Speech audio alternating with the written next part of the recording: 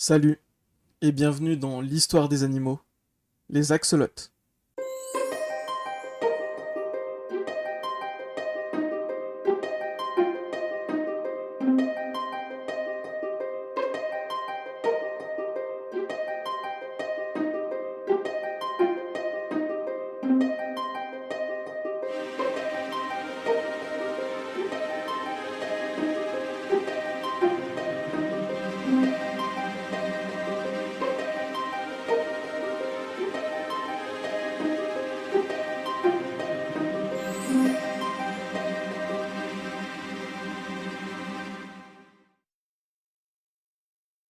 Les axolotes, ce sont des animaux incroyables, fascinants et mignons, qui sont très connus pour leur incroyable pouvoir de guérison. Je vais vous raconter leur histoire.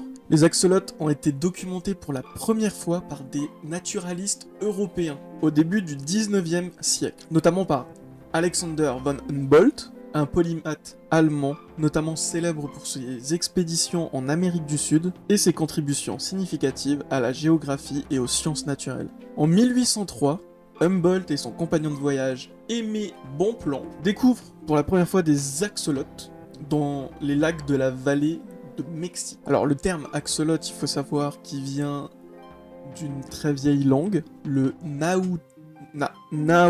nahuatl, la langue des Aztèques. Et ce mot signifie tout simplement monstre d'eau ou chien d'eau. Alors ce nom, il reflète totalement leur apparence, qui est étrange, presque mythique. C'est un animal qu'on ne voit pas partout, je veux dire par sa forme.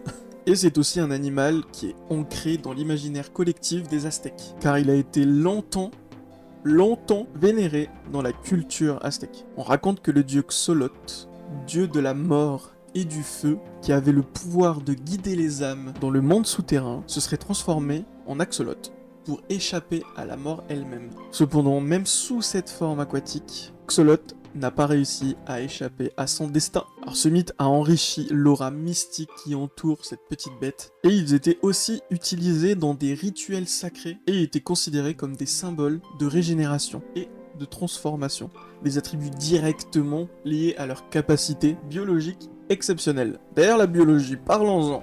Les axolotes, ils appartiennent à la famille des salamandres, des Ambystomatidae exactement, qui sont connus pour leur incroyable capacité de métamorphose. Contrairement à la plupart des salamandres, l'axolote ne subit pas cette transformation, cette métamorphose complète, car il a quelque chose, un phénomène appelé néoténie, ce qui signifie branchie externe plumeuse. C'est ce qui lui donne en fait cette apparence unique, à mi-chemin entre la larve et l'adulte.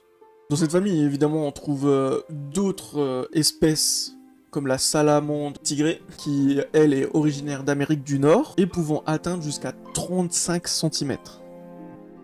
Je ne ferai pas de blague. Il y a aussi la salamandre maculée et la salamandre marbrée, qui démontrent des adaptations incroyables à leur environnement naturel respectif. Donc du coup, pour revenir à la néoténie, c'est ce qui permet à l'axolote de rester toute sa vie aquatique, alors que la plupart des autres espèces de sa famille finissent forcément par métamorphoser. Et les axolotes, c'est ce qui les rend uniques, pas seulement chez les amphibiens, mais aussi chez toutes les créatures.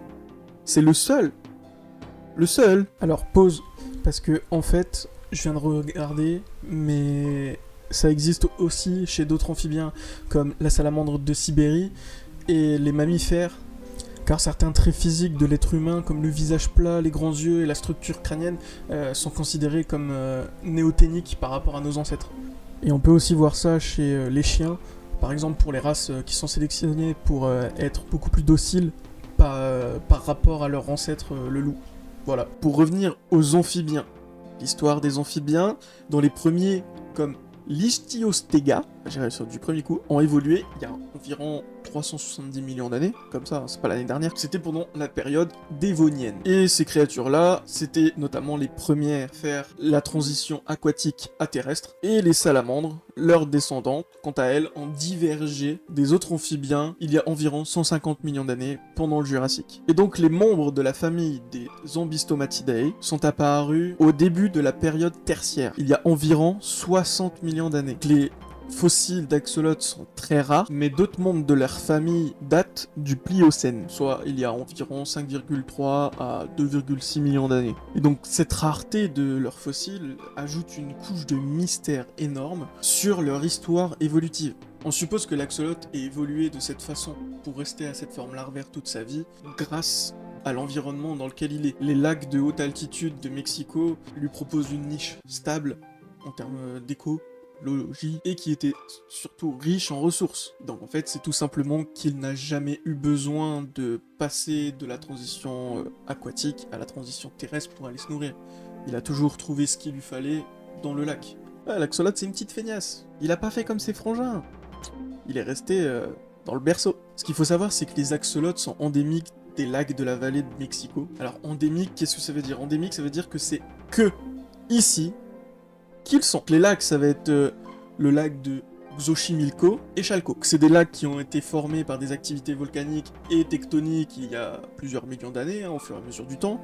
Comme tout, ce qui a donc créé un habitat unique et isolé, vu qu'ils sont en altitude, où ces créatures en fait ont prospéré pendant des siècles. Et autrefois, c'était des lacs riches en biodiversité aquatique. Et malheureusement, à cause de l'urbanisation croissante de Mexico et le drainage intensif des lacs pour les cultures, les besoins en eau de la ville, malheureusement l'habitat naturel des axolotes il a été gravement touché. Donc aujourd'hui il y a des efforts qui sont faits pour conserver ces lacs, qui sont l'unique habitat naturel des axolotes, qui sont même en état critique d'extinction.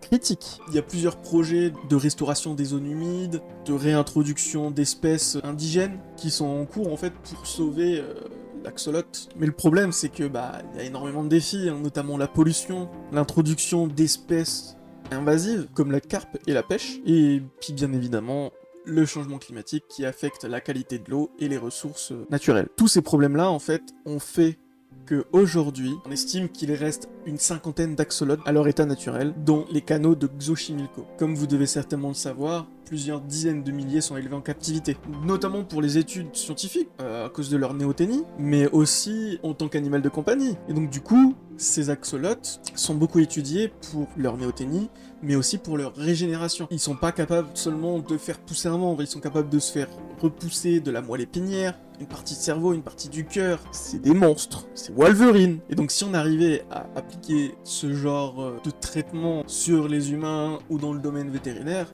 ça serait une avancée scientifique énorme. Et comme je le disais, les axolotes, en tant qu'animal de compagnie, ça a été introduit en Europe dans les années 1860. Au début, c'était principalement pour l'étude scientifique. Une des premières introductions documentées a eu lieu en 1863 à Paris, où Auguste Duberil, un éminent zoologiste, a mené des études approfondies sur ces créatures. Et entre la fin du 19e et le début du 20e siècle, les axolotes pris une sacrée notoriété auprès des particuliers, et notamment en Amérique du Nord. Et donc des programmes d'élevage ont été mis en place, ce qui a permis de voir les variations de couleurs qu'on a aujourd'hui, allant du blond albinos au noir mélanique, ce qui a par conséquent augmenté leur attrait en tant qu'animaux de compagnie. Avec leur visage souriant là, distinctif, c'est les seuls qui ont ça. Ils sont donc devenus rapidement des stars des aquariums, tout le monde en veut, tout le monde en a. Non, je pense pas non plus. Et c'est ouf de se dire que c'est tellement populaire au point d'en voir dans toutes les cultures, notamment la culture des jeux vidéo, qui n'a jamais voulu avoir l'axolote dans Minecraft. Si vous voulez un axolote, je vais vous donner 2-3 petits conseils. Pour un axolote adulte, je dis bien pour un axolote adulte, on peut partir sur du 40 à 60 litres de bac, mais attention, il faut plus de surface que de hauteur ou de longueur. C'est un amphibien, il va avoir tendance à marcher dans le fond de l'eau. Du sable fin comme substrat, ou pas du tout de substrat, ça dépend des préférences, pour éviter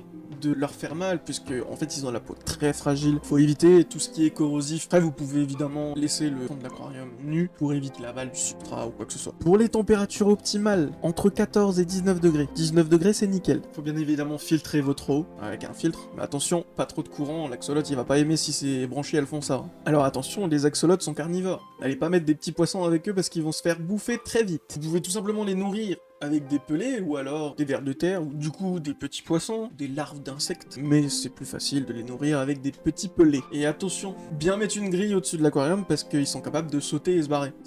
On voudrait pas ça. Et donc voilà, pour la petite histoire des axolotes. Merci d'avoir regardé jusqu'au bout. C'est une nouvelle série qu'on va commencer. N'hésitez pas à me dire dans les commentaires quelle histoire vous voudriez entendre sur les animaux.